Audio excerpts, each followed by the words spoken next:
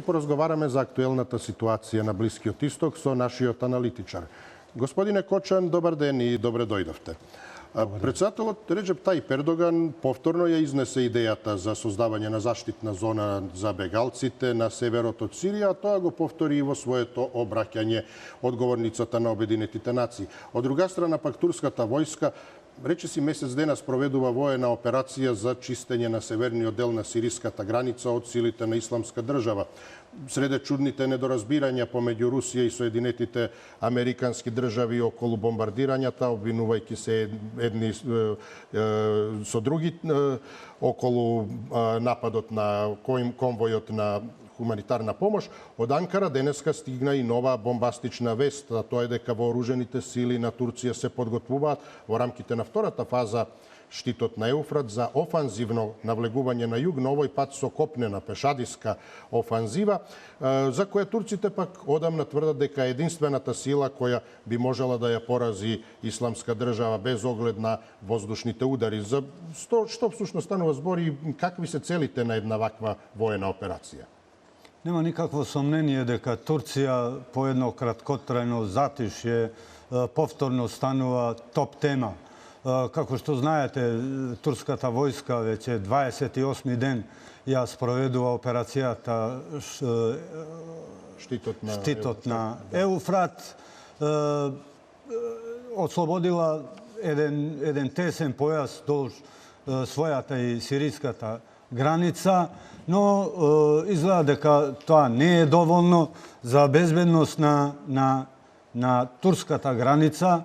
Значи, турските стратези проценија дека е потребно да се навлезе многу подлабоко, така да од Анкара стигнаа вести, се прават интензивни подготовки, 40 километри длабоко во сириска територија да навлезе турската војска, овој пат пешадија. Тоа е најпрвено предвидено да се оди со бомбардирање на положаите на Исламска држава со авиони, потоа ќе навлезат тенковите Леопард, а зад нив пешадијата. И како што Турција веќе во последно време одамна тврди дека Исламската држава не може да се порази само со бомбардирање од воздух, неопходно е да се слезе доле и да се започнат пешадиски операции, што всушност Турција сега и го најавува. А ме прашавте што е крајната цел. Па да ви кажам право, Турција не ги крие своите цели. Таа има една тешка мака, има една исклучително долга граница со Сирија, која никој, апсолутно никој не ја чува, секако освен Турција. Таму постои еден хаос, постои значи недостаток на авторитет, никој не ја чува границата и Турција едноставно мисли дека е неопходно да создаде таму една тампон зона со која полесно ќе се штити и својата граница и напливот на бегалците. Можете ли да ми кажете за каква тоа заштитна зона поточно станува збори? Зошто Турција толку инсистира на неа, а не наоѓа поддршка и кај другите блискоисточни земји, особено Европа, за која знаеме дека е многу незаинтересирања за решавање на бегалската криза, имајќи предвид дека е и директно загрозена со неа? Јас прво би ја замолил режијата да ја даде картата, втората фаза на турската операција Штит на Еуфрат, на која се гледат позициите на кои ќе цели турската армија. Турската армија планира да навлезе, значи, реков, 40 км длабоко во сириската територија и да го заземе стратешкото место Елбаб, кое покрај Рака се проценува дека е едно од најважните стратешки места кои за сега ги држи Исламската држава.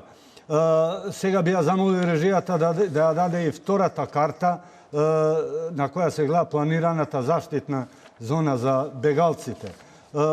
Ако ги споредиме двете карти, отприлика спуштањето на турската армија до Елбаб и ова што го гледате, што е шафирано, означено како една планирана заштитна zaštitna zona.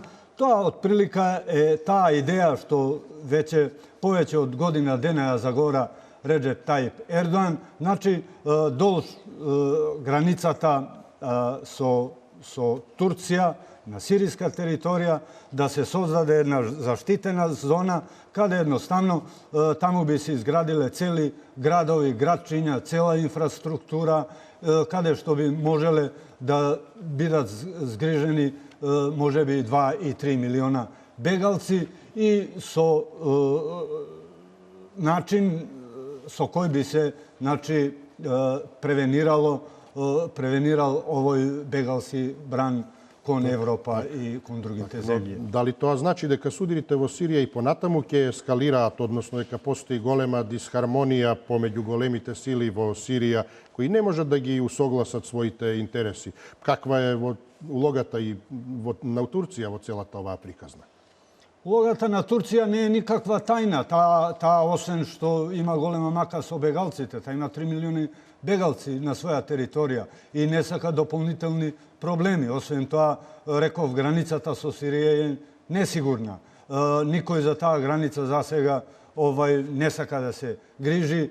Сите играчи во Сирија и на Блискиот Исток играат за свој грош и Турција едноставно може да се каже дека сега ова што планира да го спроведува е во голем дел нешто што е пред се во незин интерес. Инаку, постои овде една чудна работа, што ова вакво едно барање и ваква идеја на Турција за создање на заштитна зона не наиде на така воодушевување, да речеме, кај западните партнери. Би рекол, Франција и Германија декларативно се за такво нешто, меѓутоа очигледно тие не се тие кои можат да го дадат последниот збор. Очигледно е дека Соединените Американски држави таму имат главна улога и дека таму се играат игри кои се надвор од наше знаење.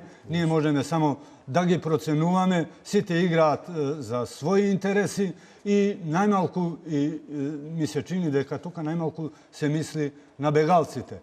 Сега се ближи октомври, тоа е една клучна дата, тоа е ден Д, да речеме, пред се за Европа, бидејќи Турција и понатаму се заканува, доколку не дојде до визна либерализација за незините граѓани, ќе ги отвори своите граници за бегалците кон Европа. Што ќе се случи понатаму, навистина не знам, меѓутоа, очигледно е дека ќе имаме на оваа релација многу жежок крај на септември и пред се, би рекол, месец октомври. Токму со ова и ми го одговоривте моето прашање околу октомври и наближувањето на терминот кога Европската Унија треба да го даде својот одговор. Ќе видиме каков тој ќе биде. Господине Кочан, ви благодарам што ни доближивте стратегијата на Турција, но и воопшто на светските сили околу Сирија. Се надевам дека повторно ќе се видиме наскоро. Благодарам. Благодарам. Почитувани гледачи, ние